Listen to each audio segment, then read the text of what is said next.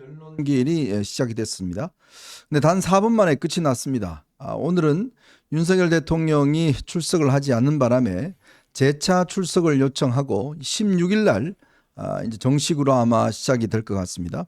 근데 오늘은요 한 가지가 결정이 됐습니다.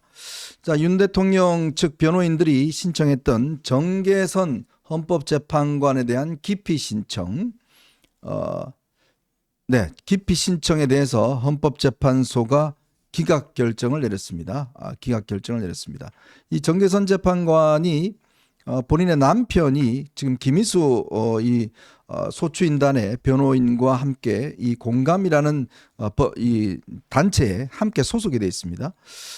그와 함께 지난 청문회 과정에서 마치 이 사건에 대해서 선입견을 갖고 있는 듯한 그런 발언을 한 바 있어요. 그래서 아마 기피 신청을 한 것인데 이 기피 신청은 뭐 처음부터 제가 볼 때는 그렇게 받아들일 가능성이 없었습니다. 아주 직접적인 뭐 친척이라든지 뭐 이런 연결고리가 아니면 사실상 법원에서 이 또 재판소에서 기피 신청 받아주는 경우는 거의 없습니다. 그리고요, 만약에 기피 신청을 받아준다면 이게 확 바뀌는 거예요. 그러니까 우리가 6인 체제에서 과연 그게 가능한가? 그리고 6인 체제에서 가능하다면 한 명이라도 반대하면은 탄핵이 인용될 수가 없다 그랬잖아요. 네. 근데 이제 최상목 권한대행이 2명을 추가 임명을 해갖고 8인 체제가 됐단 말이에요.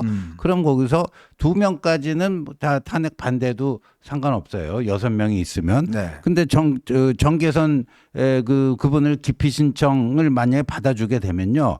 이 탄핵 심판, 윤 대통령 탄핵 심판에서 빠져야 되잖아요. 네네. 그러니까 7인 체제가 되는 거예요. 7인 체제가 돼서 2명만 반대하면 탄핵이 기각되는 거기 때문에 이게 어마어마한 차이가 있는 거죠. 그리고 이제까지 헌법재판관 기피 신청해갖고 받아준 전례가 그래서 없다라고 합니다. 네. 그래서 일단 기피 신청이 기각이 됐고 다음 기일은 16일 오후 2시에 이때부터 아마 본격적인 이제 심리가 열릴 것으로 보여집니다. 원래 오늘 윤석열 대통령은 본인에 대한 신변 보호가 되지 않는다는 이유로 오늘 일단 불참을 했습니다. 자, 그리고 민주당이 지금 카톡 계엄령, 여러분들 요즘 카톡 쓰시기가 좀 겁나시죠? 저도 요즘 이 카톡 쓰기가 참 겁납니다. 그래서 요즘은 제가 거의 텔레그램 쪽으로 아마 이제 탈출을 했는데요. 카톡 계엄령 이 문제가 꽤 아마 지금 파문을 일으키고 있는 것 같습니다. 특히 젊은 세대층들에게 어마어마한 지금 반발을 불러일으키고 있어요. 근데 이게 처음에는 전용기가 이런 이야기 할 때만 하더라도 그 당에서 그냥 아니라고 할 거야라고 했는데 의외로 지금 이재명이 이 부분에 대해서 확 힘을 실어줘 버렸어요. 그때 확 힘을 실어줬잖아요. 그리고 그 실제 그 온라인상에서 민주파출소라고 만들어 놓은 거 어제 저희들이 다 들어가서 다 시연을 해봤습니다만 그거 그냥 장난삼아 하는 거 아니잖아요. 실제 만약에 그 민주파출소에 누군가가 이모 씨가 뭐 이런 거를 카톡에서 퍼다 나르고 있다. 거기 신고해버리면 거기서 바로 그냥 고발 조치해버리는 거예요. 거기서 어제 봤잖아요. 유치장에 갇히잖아요. 이게 그래서 지금 유사 어떤 파출소 이걸로 지금 신고가 됐습니다. 네, 신고돼서 마치 이게 무슨 진짜 파출소인 것처럼 유사기관으로 해서 이게 마치 이게 좀 위화감도 주고 굉장히 문제가 된다 해서 지금 신고가 됐고, 특히 이제 지금 최재성 전 정무수석 같은 경우는 민주당 소속이죠. 이거 지금 괜히 여당에 빌미만 주고 오해만 일으키고 있다라고 아주 당내에서도 지금 반발하는 기류가 나오고 있습니다. 참 이거를 보면 저는 이재명이라는 사람의 정신 상태를 조금 이해할 수가 없는 게, 아니 저런 걸 했으면 보통 이게 내란 선전 때문에 이제 그걸 했잖아요. 그렇죠. 근데 진짜 정작 본인이 할 때는 자신과 관련된 문제만 자꾸 이야기를 했어요. 교도소에 갇힌 사람들 보세요. 이재명 공격하다가 약간 삑살이 나가지고 뭐 벌금형 같은 거 받은 사람들, 그런 사람만 쫙 저기 나열해 놨잖아요. 그러니까 저게 민주파출소라는 게 말이 뭐 민주파출소지 이재명 지키기 파출소예요. 야, 여러분 저게 보시면 저게 이제 지금 민주당도 저 정도인데 제가 볼 때는요, 만약에 정말 이재명이 대통령이 되면 이거 아마 입법화할 것 같아요. 글쎄요. 이걸 이래서 그냥 국민들 전부 다를 아마 신고하라, 저는 이런 식으로 아마 하지 않겠나 싶습니다. 참 끔찍합니다. 우리가 중국이 굉장히 이런 게 발달되어 있습니다. 중국 같은 경우는 이런 신고하는 게, 또 정부가 이거를 지금 다 단속을 하고 있어요. 근데 이제 우리가 이뭐 쉐쉐하더니 이런 거를 또 어떻게 중국에 닮아가려고 하는지 참 걱정스럽습니다. 아마 많은 분들이 이것 때문에 이재명 포비아라는 이야기가 생긴 게 아닌가 네. 그런 생각이 듭니다. 특히 오늘 중앙일보가요. 이렇게 민주당이 최근에 여론 지지를 보면 지금 국민의힘과 거의 오차범위 내에서 붙어버렸습니다. 정말 민주당으로서는 그 정말 둘도 없는 좋은 기회인데 불구하고 이렇게 지지율이 완전히 지금 역전당할 일보 직전에 있습니다. 일부 지역에서는 또 지지율이 역전을 당했습니다. 네. 자, 이런 게 왜 일어나느냐? 세 가지로 분석을 했습니다. 우선 첫 번째로는 이 점령군 행세를 한다. 그렇죠. 이게 뭐냐면 최근에 여러분 민영배가 최근 문체위에서 이런 질의를 했습니다. 유인촌 장관에게 그 청와대 뭐 개보수 문제 관련해서 그 청와대 손대지 마라. 그거 우리 정부 바뀌면 바로 거기 갈 거다라고 이야기를 했어요. 다 된 것처럼. 네. 마치 자신들이 정권을 잡은 것처럼 아주 청와대로 우리 갈 테니까 거기 좀 손대지 마라.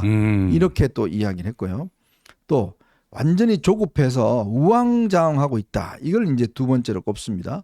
이게 뭐냐면 바로 이번 특검법에 네. 외환죄를 넣은 부분입니다. 그렇죠. 이 외환죄를 처음에 넣는다고 그랬다가 이게 외환죄가 되냐 막 논란이 있으니까 외환죄는 아니고 외환횡이다. 이렇게 또 말을 바꿨어요. 그러니까 마음이 급하니까 왔다리 갔다리 하는 것 같습니다. 이렇게 너무 조급하게 지금 이렇게 했기 때문에 지금 지지율이 거의 이렇게 붙어 버렸습니다. 거기에다가 정말 막말 릴레이 이게 또 아주 그냥 압권입니다. 요즘 보면 정청래가요 윤석열을 법원에서 내란죄조 사형 선고를 받을 것이다 이렇게 하니까 이성윤은요 총을 맞더라도 하고 오라 이렇게 이야기를 했어요.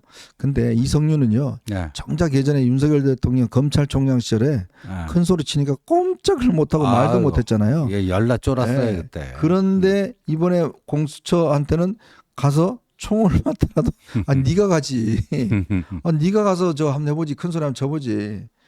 참 박지원은 집행을 못하면 관을 들고 나오겠다. 이런 이야기를 한 바 있습니다. 자, 이러니 지금 민주당이 지지도에 있어서 지금 국민의힘에 거의 역전 직전에 있는 게 아닌가 싶습니다. 참 언젠가 저희가 지지난주인가요? 지지도가 굉장히 안 좋을 때 민주당의 한 패널이 저한테 이런 이야기를 하더라고요. 위원님 걱정하지 마세요. 또 뭐 일 칠 겁니다. 누가?